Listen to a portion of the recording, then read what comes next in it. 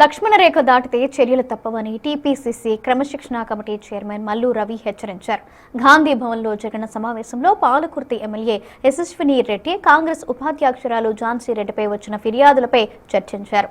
ప్రస్తుతం ఎమ్మెల్యే యశస్విని రెడ్డి అందుబాటులో లేరని, ఝాన్సీ రెడ్డి నుంచి వివరాలు సేకరించామని చెప్పారు. ఎమ్మెల్యే జిల్లా సీనియర్ నేతలతో కూడా మాట్లాడి తుది నిర్ణయం తీసుకుంటామన్నారు. మున్సిపల్ ఎన్నికల్లో పాలకుర్తి నియోజకవర్గంలో కృష్ణకిషోర్, హరిప్రసాద్ రెడ్డిలు కాంగ్రెస్ ఓటమికి పనిచేశారని యశస్విని రెడ్డి, ఝాన్సీ రెడ్డి టీపీసీసీ క్రమశిక్షణ కమిటీకి ఫిర్యాదు చేశారు. ఝాన్సీ రెడ్డి గారు, యశస్విని రెడ్డి ఎమ్మెల్యే గారు ఇద్దరు కమిటీ ముందుకు వస్తానని చెప్పారు. వారి దగ్గర వివరాలు తీసుకున్న తర్వాత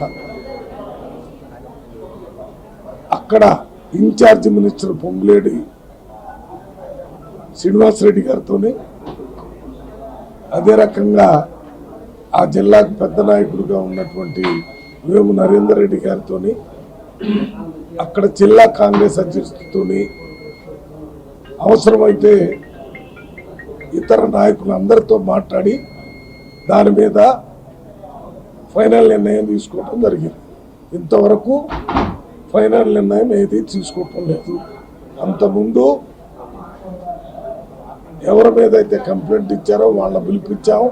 వాళ్ళు రాతపూర్వకంగా సమాధానం చెప్పారు, ఓరల్గా మాట్లాడారు. అదంతా విన్న తర్వాత ఇప్పుడు ఝాన్సీ రెడ్డి గారు వచ్చారు, వారితో కూడా మాట్లాడాము.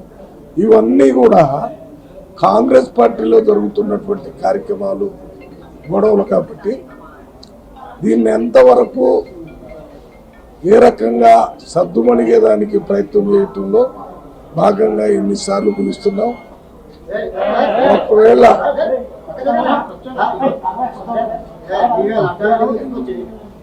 హద్దు మీరినట్టయితే,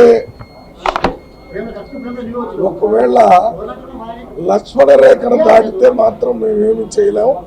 ఎవరినైనా అవసరమైతే యాక్షన్ తీసుకోవటం కూడా జరుగుతుంది. పార్టీయే మాకు ముఖ్యం. అభ్యర్థులు వారు ఇచ్చినటువంటి కంప్లైంట్స్ మీద పూర్తి స్థాయిలో విచారణ చేసి చివరికి కాంగ్రెస్ పార్టీకి ఏది మంచి జరుగుతుందంటే వీళ్ళందరితో మాట్లాడి ఆ కాంగ్రెస్ పార్టీకి అనుకూలమైన దాన్నే నిర్ణయం తీసుకుంటాం. అది కూడా యశస్విని రెడ్డి గారు 30వ తారీఖు తర్వాత వస్తే మళ్ళీ మేము ఒక టైం ఇచ్చి వారిని పిలిపించి యశస్విని రెడ్డి, అదే రకంగా ఝాన్సీ రెడ్డి గారితో కూడా మాట్లాడి ఫైనల్